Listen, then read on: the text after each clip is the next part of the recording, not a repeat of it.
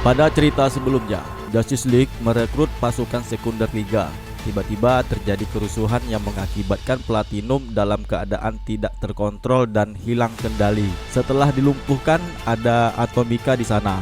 Dan ternyata sistem jaringan komputer di Watchtower telah diretas oleh seseorang yang belum diketahui.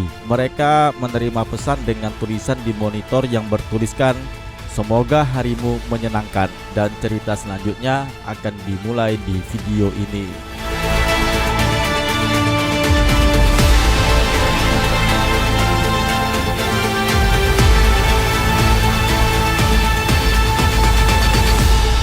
Hai semua, jumpa lagi dengan DC Indonesia, sebuah channel yang ada di YouTube dan yang tentunya akan selalu membahas komik dari superhero DC.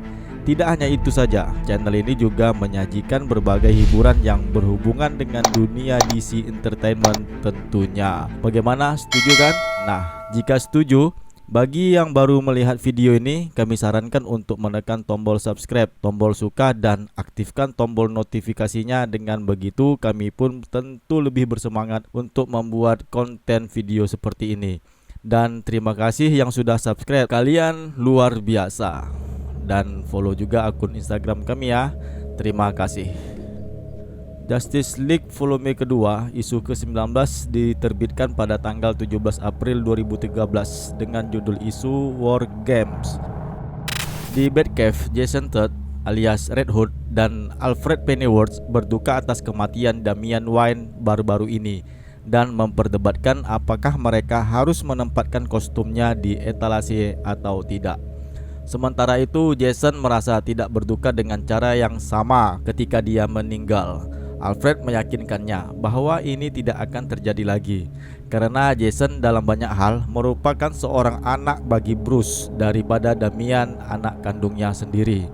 Tiba-tiba seorang asing dengan Batsuit menyerang Red Hood hingga pingsan, dan sebelum melakukan hal yang sama dengan Alfred, dia memperingatkan kepada si pelayan tua Batman itu bahwasanya dia akan menemukan sesuatu yang akan dicarinya di sana.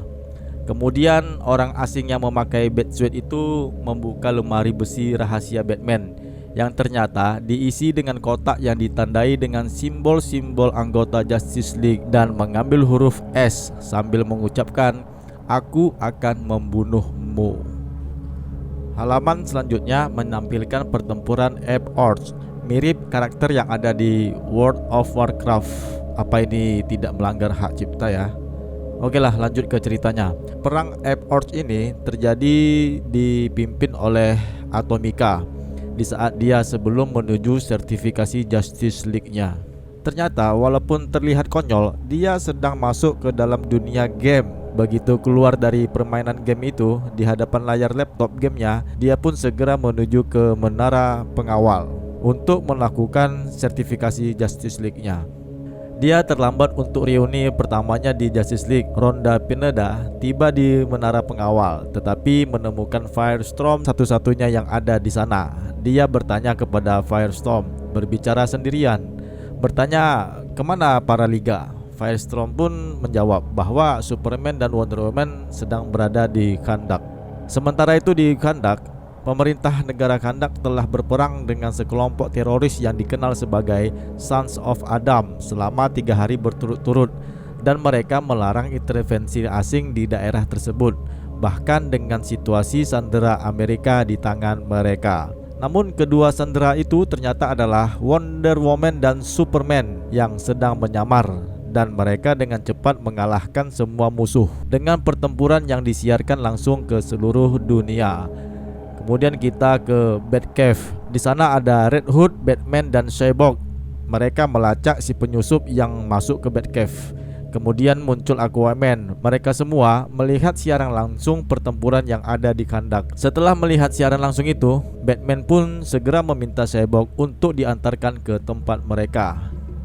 Pada saat yang sama, Wonder Woman sedang berbicara dengan Superman tentang menggunakan kekuatan mereka untuk membantu seluruh dunia. Percakapan mereka terputus dengan kedatangan Batman. Dia melihat kesamaan antara kata-kata Diana sebagai salah satu penjahat dan bagaimana kekuatan mereka yang hampir maha kuasa akan membuat jutaan orang takut akan apa yang mungkin mereka lakukan bersama. Di saat itu juga kita diperlihatkan sosok yang terbang mengarah ke Watchtower.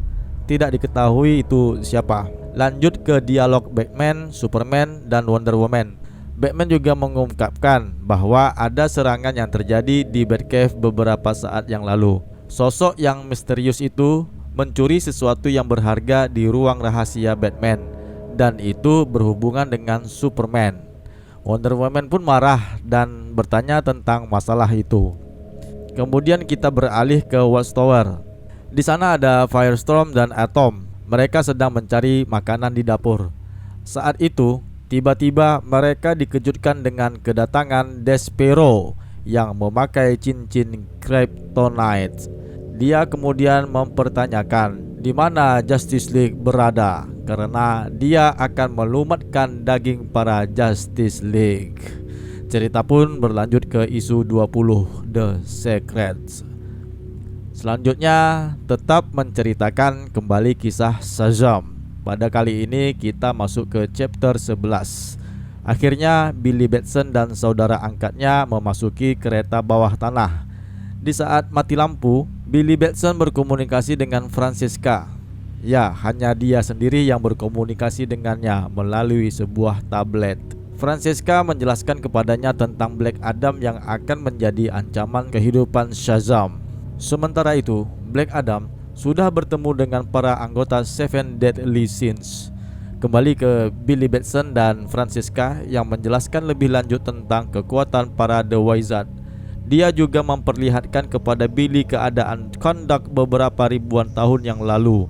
Sekelompok penjahat yang bernama The Man Who Infected Evil yang dipimpin oleh Aibak sedang menganiaya seorang anak remaja bernama Aman. Anak itu sekilas mirip dengan Billy. Akhirnya dia diselamatkan oleh pamannya dan berhasil kabur dari Aibak dan anggotanya. Tiba-tiba Aman terjatuh di jurang dan diselamatkan oleh The Wizard dan bertemu dengan para The Council of Eternity, ketujuh penyihir di Rock of Eternity. Billy pun mengerti. Dia akhirnya memutuskan untuk bertemu dengan Black Adam dan memberitahunya sebuah cara untuk menghentikan aksi Black Adam. Billy pun meninggalkan saudara angkatnya sambil berlari untuk bertemu dengan Black Adam. Mereka pun bertemu. Sebelum menjelaskan panjang lebar lagi dan belum sempat mengucapkan mantra Shazam, lehernya pun digenggam oleh Black Adam dan mengangkatnya sambil berkata, "Kau tidak tahu apa-apa." Dan cerita pun bersambung di isu selanjutnya, chapter 12, dengan judul Dark Secrets. Baiklah teman-teman DC Indonesia, kita pun sudah berada di akhir video.